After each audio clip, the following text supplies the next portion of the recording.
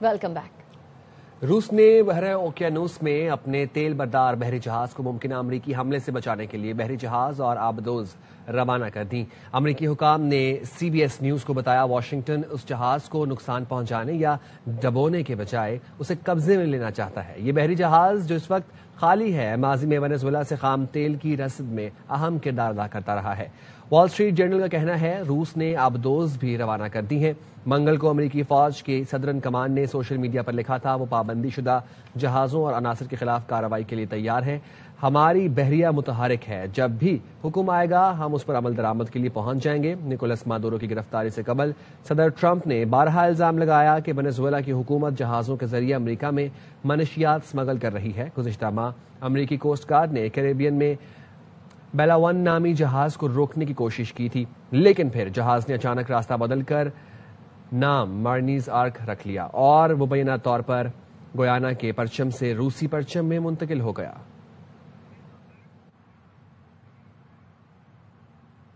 White house का कहना है अमरीकी सदर डोनाल्ड ट्रंप ग्रीनलैंड को हासिल करने के लिए मिलिट्री ऑप्शन पर गौर कर रहे हैं। इस जमन में दीगर ऑप्शंस भी ज़ेरे गौर हैं। तर्जुमान व्हाइट हाउस कैरोलिन लियोविट ने बताया ट्रंप के लिए ग्रीनलैंड का हुसूल कौमी सलामती की तरजीह है ताकि रूस और चीन जैसे अमरीकी हरीफों को रोका जा सके। डेनमार्क से इलाका खरीदने या जजीरे के साथ आजादाना वाबस्तगी का मुआहदा करने के इम्कानात शामिल हैं। ट्रंप अपने मौजूदा दौरे हुकूमत में ग्रीनलैंड हासिल करना चाहते हैं। खबर एजेंसी रॉयटर्स का कहना है आर्कटिक खित्ते में जहां रूस और चीन की दिलचस्पी मुसलसल बढ़ रही है, ग्रीनलैंड को एक स्ट्रेटेजिक अमरीकी मरकज बनाने की ट्रंप की ख्वाहिश फिर जोर पकड़ गई है। अमरीकी सदर ट्रंप ने वेनेजुएला के तेल से मुतालिक रोड मैप दे दिया। एक्स पर लिखा वेनेजुएला की अबूरी अथॉरिटी 30 से 50 मिलियन बैरल तक अमेरिका को देगी। तेल स्टोरेज शिपों के जरिए अमरीकी बंदरगाहों तक लाया जाएगा। तेल मार्केट में फरोख्त होगा। आमदन मेरे कंट्रोल में रहेगी ताकि इस रकम को वेनेजुएला और अमेरिका के अवाम के फायदे के लिए इस्तेमाल किया जा सके। तवानाई सेक्रेटरी क्रिस राइट से कहा है इस मंसूबे पर फौरी काम करें। 18 माह में अमरीकी ऑयल इंडस्ट्री वेनेजुएला में फाल हो जाएगी और मुल्क में बड़े पैमाने पर सरमायाकारी आएगी। माहिरीन का कहना है वेनेजुएला में 300 अरब बैरल तेल के जखायर मौजूद हैं जो दुनिया के सबसे बड़े जखायर हैं। वेनेजुएला की अबूरी सदर डेल्सी रॉड्रिगेज कहती हैं मुल्क में हमारी हुक्मरानी है, कोई बैरूनी एजेंट हुकूमत नहीं कर रहा, यहाँ आईनी हुकूमत है। उन्होंने अमरीकी ऑपरेशन में हलाक शुदगान की याद में 1 हफ्ते के सोग का भी ऐलान किया। वेनेजुएला के हुकाम के मुताबिक अमरीकी कार्रवाई में 40 अफराद हलाक हुए, जिनमें क्यूबा के 32 फौजी भी शामिल हैं। क्यूबा की हुकूमत ने हलाक अफराद की फहरिस्त जारी कर दी है, जिनमें colonel, lieutenant, major, captain rank के अफसरान भी शामिल हैं। क्यूबा ने 2 दिन के सोग का ऐलान किया है। अमरीकी ऑपरेशन के खिलाफ वेनेजुएला, क्यूबा और अर्जेंटीना में आज भी एहतजाज किया गया। मुजाहिरीन ने निकोलस मादुरो और उनकी अहलिया को फौरी रिहा करने का मुतालबा किया।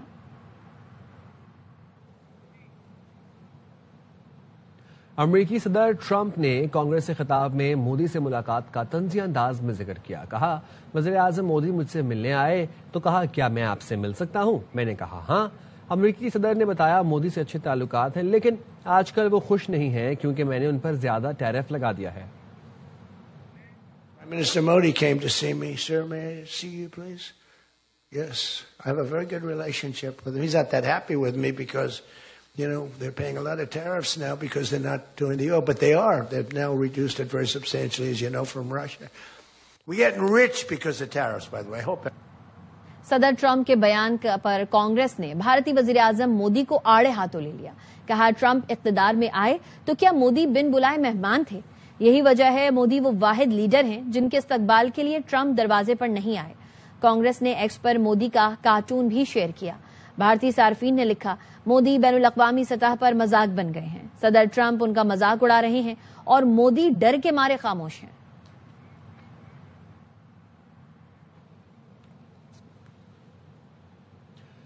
T20 वर्ल्ड कप के मैचेस भारत से मुंतकिल करने की बांग्लादेश क्रिकेट बोर्ड की दरखास्त आईसीसी ने मुस्तरद कर दी। बीसीबी में भारत में न खेलने के फैसले पर डट गया। बांग्लादेश क्रिकेट बोर्ड और आईसीसी में राबता हुआ है। आईसीसी ने बांग्लादेश के हिफाजती इंतजामात पर तशवीश दूर करने की यकीन दहानी कराई है। इसी पर बात करने के लिए हमारे साथ मौजूद हैं खुसूसी नुमाइंदे खेल शाहिद हाशमी साहब। شاہد صاحب، بنگلہ دیش کرکٹ بورڈ اور آئی سی سی میں رابطہ ہوا ہے اور آئی سی سی نے بنگلہ دیش کے حفاظتی انتظامات پر تشویش دور کرنے کی یقین دہانی بھی کرا دی ہے. آپ کے پاس کیا اپڈیٹس ہیں؟ بالکل صحیح ہے. بنگلہ دیش کرکٹ بورڈ نے ایک پریس ریلیز جاری کیا ہے جس میں سب سے پہلے تو انہوں نے ان خبروں کی تردید کی ہے جو بھارتی کرکٹ بورڈ پہلے اپنے پریس میں لیک کرتا ہے اور پھر دیکھتا ہے کہ کتنا درجہ حرارت ہے، کس طرح کا ٹیمپریچر ہے، بنگلہ دیش کا کیا ری ایکشن ہے. تو بنگلہ دیش نے کہا ہے کہ انہیں کوئی الٹیمیٹم نہیں دیا اور ان کی بات چیت آئی سی سی سے جاری ہے. حفاظتی اقدامات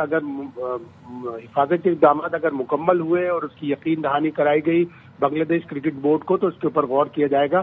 بظاہر ایسا لگتا ہے کہ بنگلہ دیش کی جو 4 میچ ہیں T20 ورلڈ کپ کے پہلے گروپ میں، وہ اس میں سے 3 کولکتہ میں اور 1 بمبئی میں. تو جو بمبئی والا ہے میچ ہے وہی کولکتہ میں منتقل کر دیا جائے گا، اس لیے کہ وہاں بنگلہ حکومت ہے، بنگال کا صوبہ ہے، تو اس لیے بنگلہ دیش کو وہاں کھیلنے پر اعتراض نہیں ہوگا اور یہ آئندہ 1-2 روز میں آئی سی سی اور بنگلہ دیش بورڈ کے درمیان طے پا جائے گا. شاہد ہاشمی صاحب ہمارے ساتھ موجود ہیں، آپ کا شکریہ. نیشنل ڈائیلاگ کمیٹی کے زیر اہتمام سیاسی جماعتوں اور وکلاء کی پہلی نشست آج اسلام آباد میں ہوگی.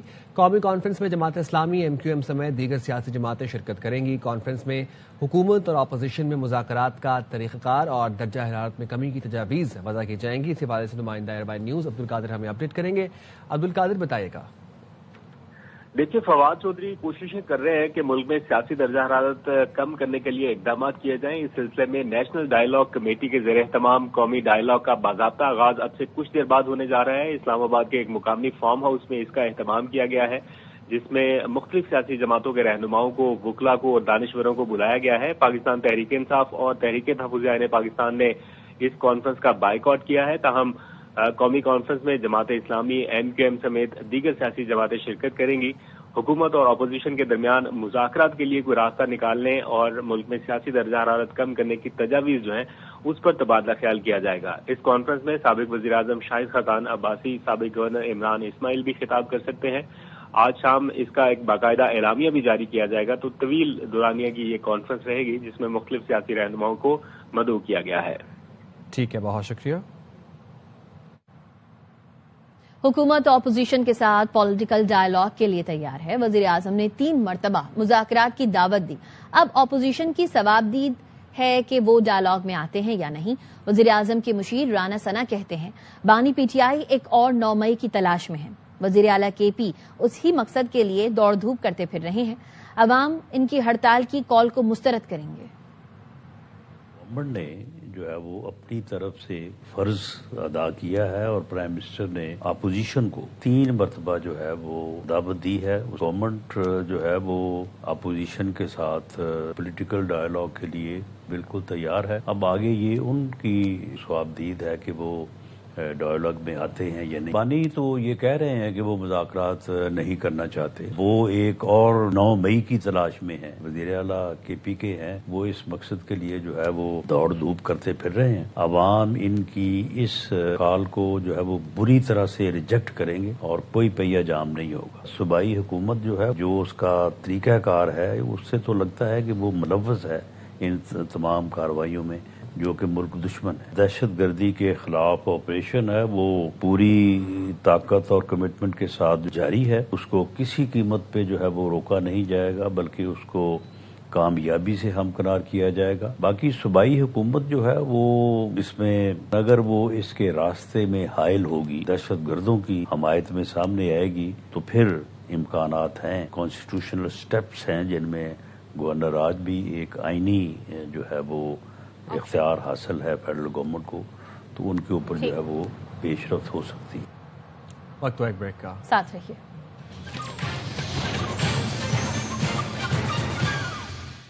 Welcome back. گزشتہ روز اڈیالہ جیل میں بانی پی ٹی آئی اور بشرا بی بی کی ملاقات کرائی گئی. جیل ذرائع کے مطابق ملاقات کانفرنس روم میں کرائی گئی. بابر ملک ہم اس حوالے سے اپڈیٹ کریں گے. بابر بتائیے گا. آج یہ اڈیالہ جیل میں گزشتہ روز بانی پی ٹی آئی اور بشرا بی بی کی ملاقات کروائی گئی ہے جو کانفرنس روم میں کروائی گئی اور ملاقات کا دورانیہ تقریباً 45 منٹ تھا. گزشتہ روز ہی بانی پی ٹی آئی اور بشرا بی بی کی ملاقات کروائی گئی. اس سے قبل بشرا بی بی کے وکیل رائے سلمان کھرل جو ہے اڈیالہ جیل کی جانب کمبل، گرم ملبوسات اور خشک میوہ اور کھجوریں لے کے جاتے ہوئے دیکھے گئے تھے، اور انہوں نے کہا تھا کہ شاید ہماری آج ملاقات کروا دی جائے، لیکن ان کی تو ملاقات نہیں ہوئی، لیکن بانی پی ٹی آئی اور بشرا بی بی کی یہ ملاقات کروائی گئی۔ جیل ذرائع ایسا کہتے ہیں۔ دوسرا یہ بھی بتایا گیا کہ گزشتہ ہفتے بھی ان کی 45 منٹ کے ہی دورانیہ کی کانفرنس روم میں ملاقات کروائی گئی تھی۔ یوں پہلی دفعہ یہ تفصیلات سامنے آئی ہیں کہ بشرا بی بی اور بانی پی ٹی آئی کی جیل میں ملاقات کروائی گئی ہے۔ جی ٹھیک ہے، بہت شکریہ بابر۔ راولپنڈی کی انسدادی دہشت گردی عدالت میں جلاؤ گھراؤ کیس کی وقفے کے بعد دوبارہ سماعت۔ وکیل نے کہا علیمہ خانم آج پیش نہیں ہو سکتی، ایک دن کا استثنا دیا جائے۔ پروسیکیوشن نے روزانہ کی بنیاد پر سماعت کی استدعا کی۔ مختلف اداروں سے طلب 10 گواہان موجود ہیں، جرح آج ہونی ہے۔ علیمہ خان کے وکیل نے جرح کے لیے مزید مہلت کی استدعا کی۔ پروسیکیوٹر نے کہا مقدمے کی 28 سماعتیں ہو چکی ہیں، ان کے رویے کی وجہ سے تاخیر ہو رہی ہے۔ عدالت نے کہا جو ملزمان اور وکلا جرح کے لیے حاضر ہیں ان کی حد تک گواہان پر جرح کی جائے، جو لوگ موجود نہیں ان کی جرح کا حق ختم ہوگا۔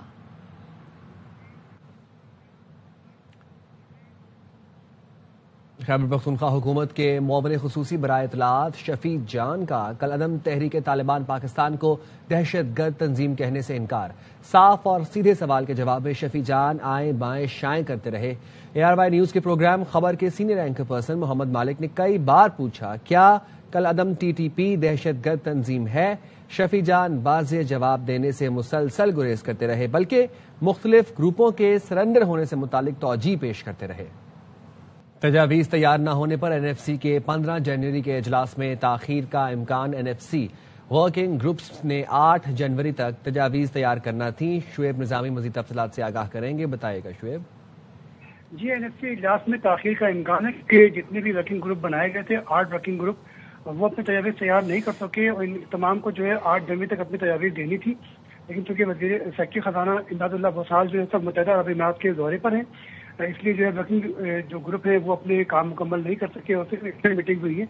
اس بات کا خدشہ ہے کہ جو 15 جنوری والا اجلاس ہے وہ بھی تاخیر کا شکار ہونے کا امکان ہے۔ اس کے ساتھ ساتھ جو ورکنگ گروپ ہے وہ اپنی ورکنگ جو ہے وہ اگلے چند دنوں میں مکمل کرنے کی کوشش کریں گے، لیکن جو اصل کام تھا جس میں 8 ورکنگ گروپ ہے، جس میں سندھ کے پاس ورکنگ گروپ ہے، ایک خیبر پختونخوا کے پاس ہے، ایک بلوچستان کے پاس ہے اور ایک پنجاب کے پاس ہے، جبکہ وزیر خزانہ نے بھی ورکنگ گروپ کی صدارت کرنی ہے، تو تمام کے تمام اپنی تجاویز تیار نہیں کر سکے۔ جی بہت شکریہ شعیب۔ IMF کے اسٹرکچرل بینچ مارک کے مطابق آئندہ بجٹ کی تیاری شروع ہو گئی۔ ذرائع کا کہنا ہے آئندہ بجٹ میں سپر ٹیکس کی شرح میں کمی اور لاگو کرنے کی حد بڑھانے پر بھی غور شروع کر دیا گیا۔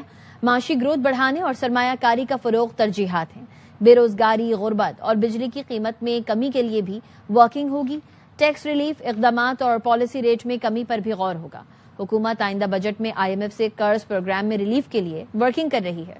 پروگرام کے اسٹرکچر میں اہم تبدیلیاں کرنے کی درخواست کرے گی۔ وزیر اعظم نے وزارت خزانہ اور FBR حکام کو ہدایت جاری کی ہے کہ تاجر برادری سے مکمل تعاون کیا جائے۔ نجی یونیورسٹی کی طالبہ کی خودکشی کی کوشش سے متعلق حقائق سامنے آ گئے۔ ذرائع کے مطابق پولیس نے نارنگ منڈی سے احمد بلال نامی لڑکے کو حراست میں لے لیا۔ فاطمہ احمد سے پسند کی شادی کرنا چاہتی تھی، لیکن گھر والے طالبہ فاطمہ کی پسند سے شادی کرنے کے فیصلے سے راضی نہیں تھے اور فاطمہ کو پڑھائی جاری رکھنے پر زور دے رہے تھے۔ پسند کی شادی نہ ہونے پر دل برداشتہ ہو کر طالبہ نے خودکشی کی کوشش کی۔ طالبہ کی آخری فون کال بھی اسی لڑکے کے ساتھ تھی۔ آخری کال کے بعد فاطمہ نے احمد کا نمبر بھی ڈیلیٹ کر دیا تھا۔ طالبہ کے اہل خانہ نے بھی پولیس کو بیان ریکارڈ کروا دیا ہے۔ فاطمہ ابھی تک ہوش میں نہیں آئی ہے۔ کیا متعلقہ ادارے غفلت کی نیند سوتے رہیں گے؟ کراچی کے علاقے گلشن اقبال 13D کے پریشان حال رہائشی کہتے ہیں علاقے میں جگہ جگہ گندگی کے ڈھیر، سڑکیں ٹوٹ پھوٹ کا شکار اور گٹر کے ڈھکن غائب ہیں۔ مزید جانتے ہیں ہماری نمائندہ روحا فاطمہ سے۔ روحا بتائیے گا۔ موجود ہوں کراچی کے علاقے گلشن اقبال 13D کے مقام پر، اور یہاں جو صورتحال ہے وہ کچھ ایسی ہے کہ نہ تو یہاں کی سڑکیں اپنی صحیح حالت میں موجود ہیں، نہ ہی یہاں پر جو گٹر ہیں ان کے اوپر ڈھکن موجود ہیں۔ میرے ساتھ اس وقت علاقے کے رہائشی موجود ہیں، ان سے ہم بات کرتے ہیں۔ بارشیں ہوئی ہیں جب سے یہ مسئلہ چل رہا ہے، گٹر کی لائنیں کھولتے تھے، کبھی گٹر کے ڈھکن گر گئے، کتنی دفعہ تو میں نے گٹر کے ڈھکن نکلوائے ہیں باہر۔ یہ سیوریج کی لائن بند ہے، علاقہ مکین اتنے پریشان ہوتے ہیں۔ نہ ہی متعلقہ محکمے ہوش کے ناخن لے رہے ہیں، کیونکہ ہم نے یہی دیکھا ہے کہ حادثات رونما ہو رہے ہیں گٹر کے ڈھکن غائب ہونے کی وجہ سے۔ یہاں کے رہائشیوں کا یہ مطالبہ ہے کہ متعلقہ محکمے جلد از جلد ہوش کے ناخن لیں اور عوام کے مسائل ہیں ان پر غور و فکر کریں۔ جی اور کوئی ایک بریک کا ساتھ رہیے۔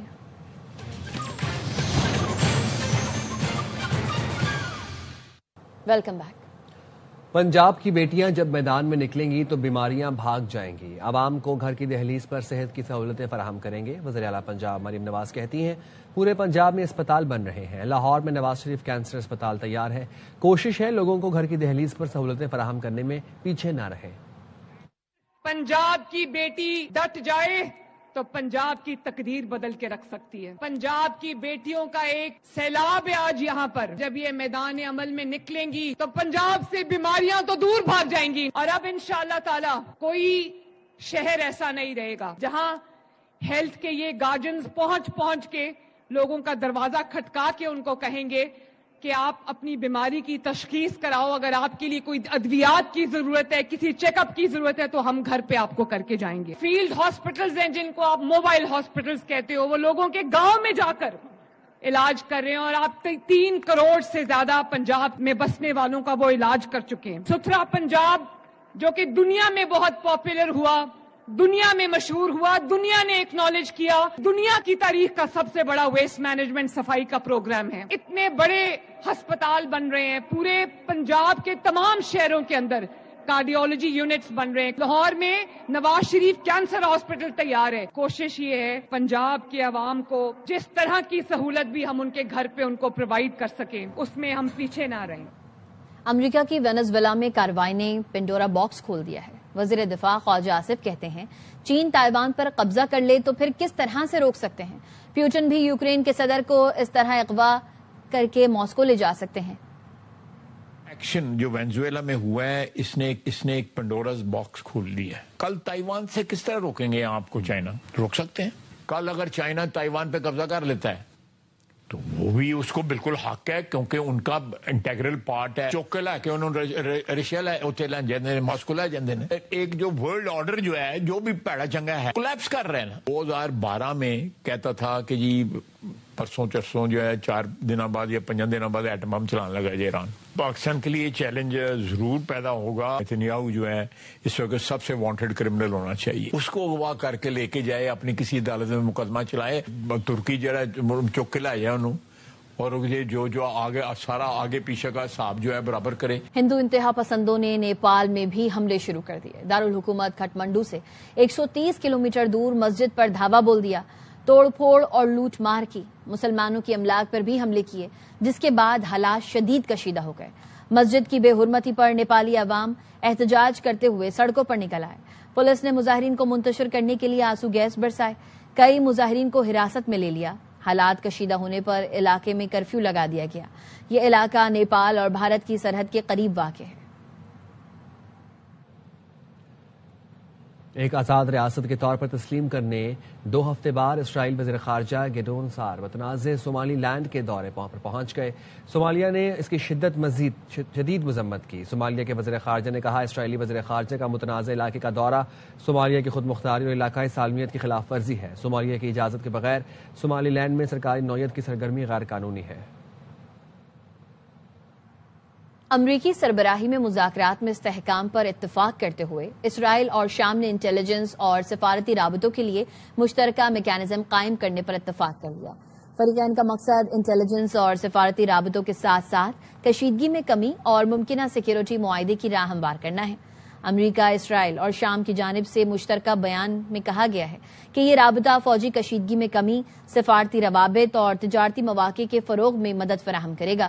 نیا میکانزم کسی بھی تنازع کو فوری طور پر حل کرنے اور غلط فہمیوں سے بچنے کے لیے ایک پلیٹ فارم کے طور پر کام کرے گا۔